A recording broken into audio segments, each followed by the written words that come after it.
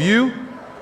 We hope that you go into those rooms today and you learn a lot, take something away from what you're hearing from our presenters who have had a lot of experience.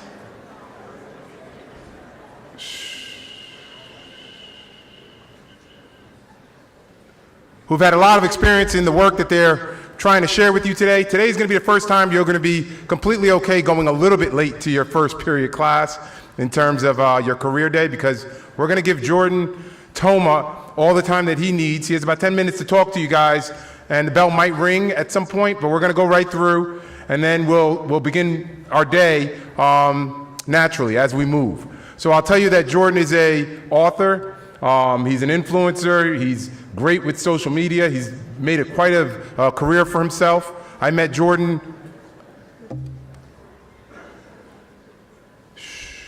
about 6 years ago, and he came here to our school for Career Day, and when students came out of his session, they were blown away by what they were hearing from him. He's going to hold 3 sessions here today as well. He has a really important message for you. He's an inspiring person who's come a long way and has navigated a lot of challenges and difficulties to reach the point that he has in his career and his life. So let's all give him a nice warm welcome, Mr. Jordan Toma. What's up, guys? Good morning. So guys, this is Career Day. It's a really awesome day, and last time I was here was a few years ago, and I loved it, and you guys do a great job. But my whole life, guys, I never knew what I wanted to do, right? And when I was your age, I would sit there and think, what do I want to do, right? And I thought about it as I got older. I'm like, I want to be the guy that brings all the kids out of class and has an auditorium, right? And I think I figured it out, right? I think I finally figured it out at 33. That's what I wanted to do, but I didn't know how to get there. And one thing I want to give you guys this reminder is that you're never going to be ready, right? You're never going to be ready. And when you accept the fact that you're never going to be ready, you'll realize that you're always ready. I'm not even ready to be up here right now, but that's why I'm always ready, right? And I want you guys to remember that while you're trying out new things and you're looking for new jobs and you're here on Career Day and you're checking everything out. Nothing is ever going to work out as planned, but you got to go into it without thinking like that, and you just got to go for it. And you figure it out along the way. Because when you figure it out along the way, that's where you figure out who you are, and that's how you figure out what you're really supposed to do. And it takes a lot of trial and error. It takes a lot of showing up when things aren't working out. And I had to work my way through a lot of things to get up here, just to get in front of you guys today. And my whole life, guys, I struggled. I struggled in school, and I never believed in myself. I never thought I could ever do anything. I never thought I could ever become a person in society. I never thought I could make it, right? And I had other people believing in me before I ever believed in myself. And it took me a long time to believe in myself and to prove it to myself. But along the way, guys, if you're not believing in yourself, you got to latch on to the people that do. Whether it's a parent, whether it's a teacher, a guidance counselor, someone in your life that's believing in you, you got to latch on to them, right? And then you got to find that belief within yourself. So a little bit about me, guys. I struggled a lot in my life, right? And I couldn't figure out where I fit in the world, right? But I always knew I wanted to help people. I wanted to be there for people. I wanted to be the person I needed when I was younger. And I was trying to find my way, and I gave up on myself the first 18 years of my life. I gave up. I had a tough time in school. I ended up graduating. I'm from East Hanover. I went to Hanover Park High School. I failed out of Seton Hall Prep my freshman year. I had to go back to public school, and I went to Hanover Park from East Hanover. And when I had a really tough experience at Seton Hall Prep, I took that negative experience and I let that grow roots into everything in my life. And I let that become my life. I let all my failures in school stop me from where I was going in my future, and I thought I would never make it. So when I got to high school, to public school, I gave up on myself. And I sat in the back of the classroom. I didn't bring a pencil. I didn't bring a book bag. I did nothing for 4 years, and I completely sold myself short. But the people in my life were believing in me, but I didn't want to listen to them. I wanted to listen to the people that didn't believe in me. I wanted to listen to the head of the child study team who told my mom I could never go to a 4-year college. I chose to listen to them because of how much I was struggling. That was the easier road, right? And the mountains that were in front of me, I thought I could never climb them. I thought I could never do it. But the truth is, guys, the mountains that are in front of you, you have to climb them, because the sooner you climb them, the sooner you realize that another mountain's going to come and you'll be able to beat it. You'll be able to overcome it. And my biggest mountain, guys, was school, right? And I had to overcome that first. So whatever your mountain is, it might not be school, it might be something in your life. I want you guys to overcome that and start to climb now. Because once you start to climb that, later in your life, you'll look back and everything will make sense. So the first thing I ever overcame in my life was school, was college, right? And I overcame it.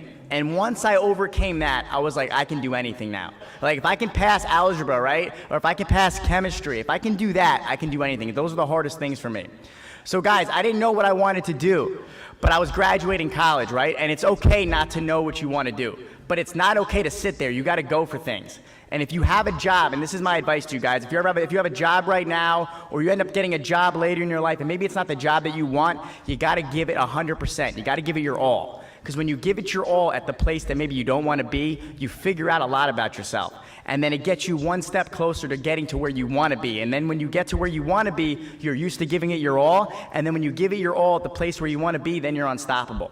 So right out of college, I got a job selling windows door to door, right? That was my job. And I went on my job interview, and I couldn't believe it. I sat down with the vice president of the company, and he said to me, all right, Jordan, wear a polo, put some shorts on, we're gonna give you a map. I couldn't really read the map, I had no idea where I was going, and they said, just start ringing doorbells. And I was like, is there any math involved? They're like, no. Is there any papers? No. Is there any chemistry? No, just ring the doorbells. I was like, this is great. I never had something so simple in my life, right? I was always worried about writing a paper or doing math, so I said, I could do this, right? If I can do math, I can do all these hard things I've never thought I can do. I can sell windows.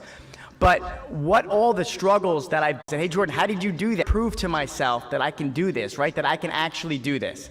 And sometimes get to your moment, right? It's gonna take a lot of time. It's gonna take a lot of failures. It's gonna take a lot of chances. One moment away. And I was one moment away, but it took me 19, 20 years to get there. And sometimes it might take you 10 years. It might take you 20 years. But all the moments in your life add up to where it's supposed to be. So you might be one moment away, but you might be 5 years away. You might be 10 years away. You might be 20 years away, but you got to keep showing up. So I kept showing up, and I did this for a while. And then I got an opportunity to become a financial advisor. Do you guys know what a financial advisor is? Right? You know what that is, right? So that sounds like you got to do a lot of math, right? And I'm not good in math. And then you also have to pass a lot of tests to become a financial advisor, right? And I'm not good at taking tests. And I almost didn't do it, right? But then I said to myself, it's not about becoming a financial advisor. It's about taking these tests and overcoming these tests and getting through it. Because it's not about passing the test. It's who I'm going to have to become to pass the test. And I wanted to run in that moment. And I'm so happy I didn't run. So I sat down and I started to study. And guys, passing tests for me are the hardest thing in the world. I failed 11,000 practice tests, and I went in and took my test about 7 years ago, right in November, November 22nd, actually, 7 years ago. And you need to get a 72 to pass. I got a 71, and I cried the whole way home after 11,000 practice tests and a year of study. I cried the whole way home. And I rewrote that book over and over and over again, and I still failed. I had one more chance to pass it. Right before Christmas Eve, I went in and took it again, and I took the test, and right before I took the test, I was really nervous, right? So I Googled something, and I Googled what helps you remember things more. And Google said, eat a lot of blueberries and don't wear deodorant. So if you guys are ever studying for a test, don't wear deodorant that day, all right? You will pass your test, and eat a lot of blueberries. So when I was home that day, I said to my mom, go get all the blueberries at the store, and I'm not wearing deodorant, and if anyone comes near me with deodorant, just get away from me. I'm gonna study how to pass this test. I studied for another month. I went in and took that test.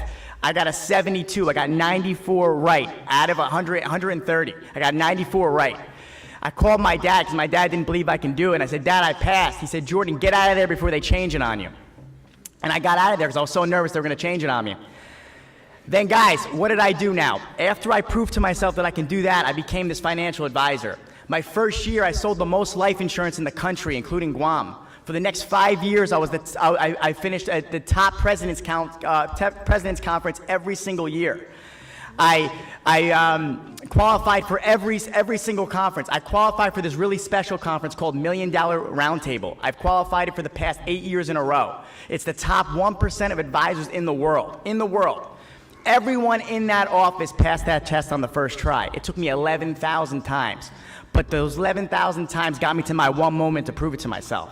And then as soon as I got my chance, and it wasn't about selling the most life insurance, right? It was about proving to myself that I can do this. And my dream was never to be an advisor, right? But I worked hard, and I started to prove to myself that I can do it. And then I said, if I can do that, I can do anything else, right? So then I said, you know what? I'm gonna start buying some real estate. How many of you guys like real estate?